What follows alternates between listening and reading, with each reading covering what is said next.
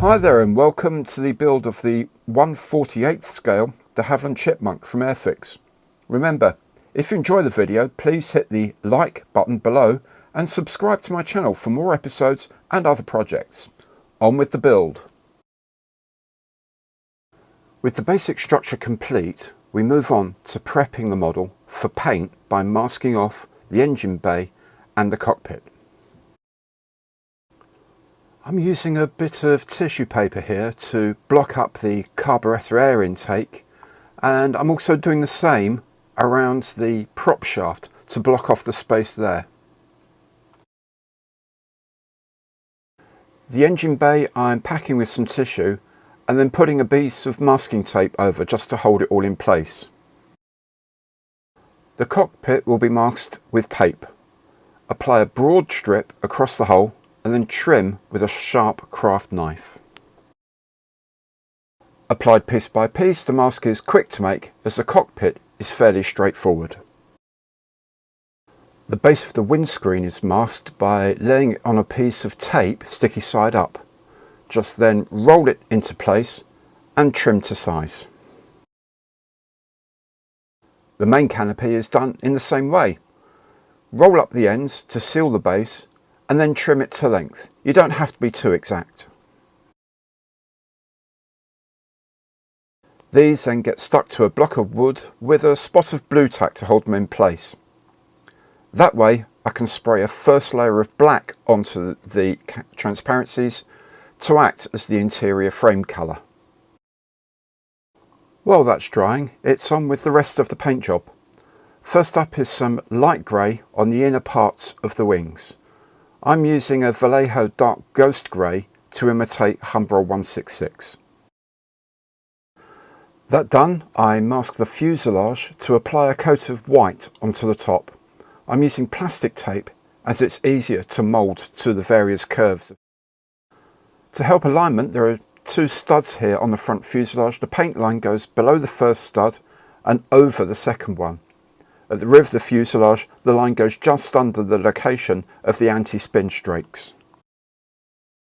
With those first mask lines in place, I can attach more tape and some paper masks, and I'm ready to spray the top of the aircraft white. I can also spray the canopy and windshield with their finish white coat. While I've got the white paint out, I'm also going to do the anti-spin strakes I'll fit later, and I'll give a white base coat to the propeller. With the white coat dry, I can reverse the masking so I can do some red painting. The mask simply follows the existing white line on the fuselage. The grey on the inner wings is also masked off, and the whole aircraft is now ready. I'm doing two coats of red, a fire red to start with. On top of that, I'm going to put a coat of RLM red. This combination gets very close to the RAF trainer red I remember. Also, you mustn't forget to paint the engine cover we've set aside earlier. With the red coat drying, I've got a bit of spare time to take the masks off the canopy. Careful use of a very sharp new blade helps.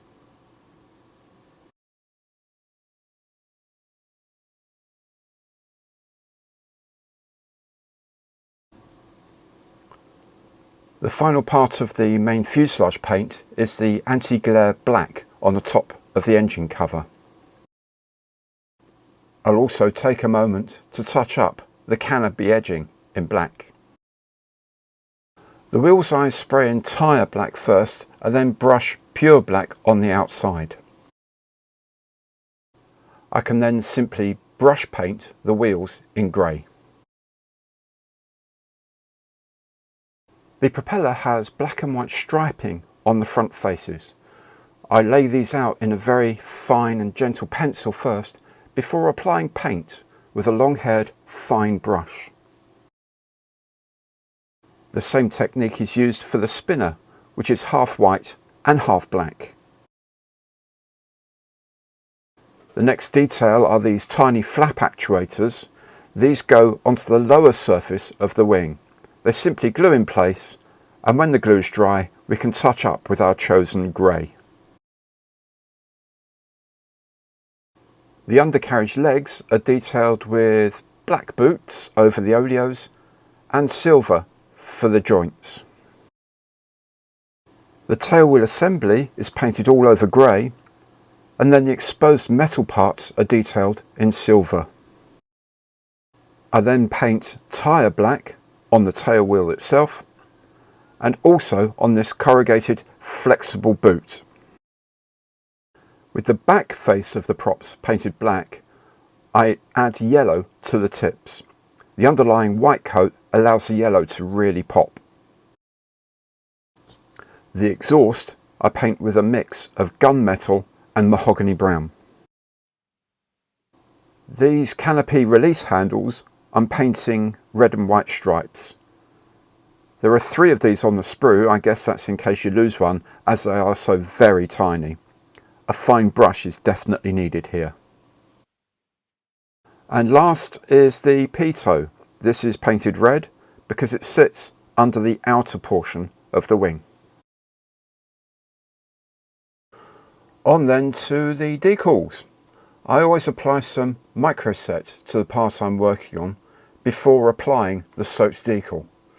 I find that reverse tweezers are really good for holding the base paper in place, and a brush helps finesse the decal into its final place.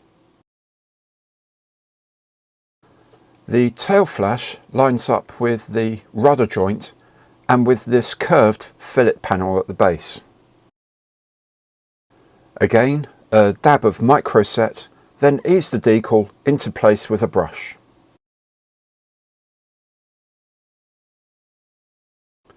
The fuselage roundel goes on in the same way. I've always thought that the roundels are what finally make a model start to look like an aeroplane.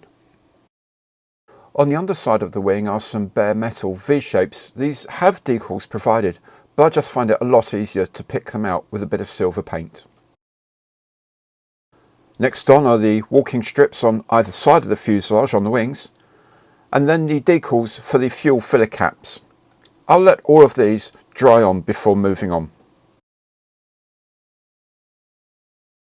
Now my Chippie is going to be Whiskey Pepper 914, a plane I've flown in, so I'll modify the supplied decal for the Army aircraft with a suitable spare number. The fuselage serial goes in under the place for the anti-spin strakes. For the underside of the wings, I'm using a decal sheet with 36-inch serials at 1/72 scale. These get cut out and trimmed using a very sharp craft knife and a steel ruler. These sheets are effectively one big decal, so you need to trim as much as you can to allow the letters and numbers to sit well together.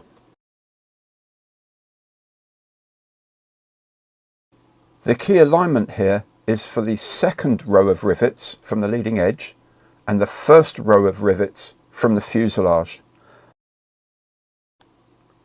With the first number set in place, you can then work outwards until all the letters and numbers are where they should be.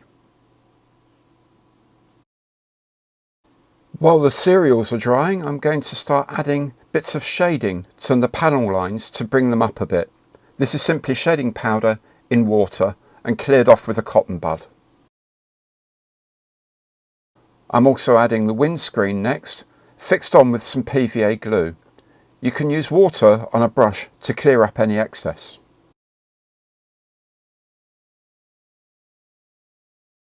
Then we glue the wheels on. You can see here the contrast between the tyre black and the plain black that makes the rubber look used. The tail wheel also goes in place now with 2 slots inside the wheel well to hold it in the right position. Now the decals are in place, the pitot tube can be fitted to the lower wing. And finally, the anti-spin strakes can be set just in front of the tailplane. Next we assemble the propeller and fix it to the engine at whatever angle pleases you. And with the prop in place, we can also put on the open engine cover. And lastly, the canopy goes on, again with PVA glue. With the last decals put on, there it is, the beautiful 1/48 scale de Havilland Chipmunk from Airfix.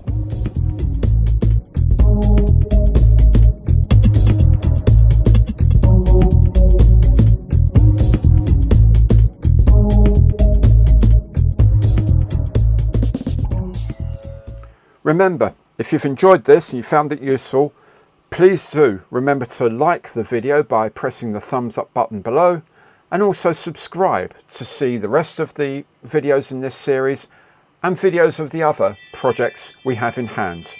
Thanks very much for watching. See you next time.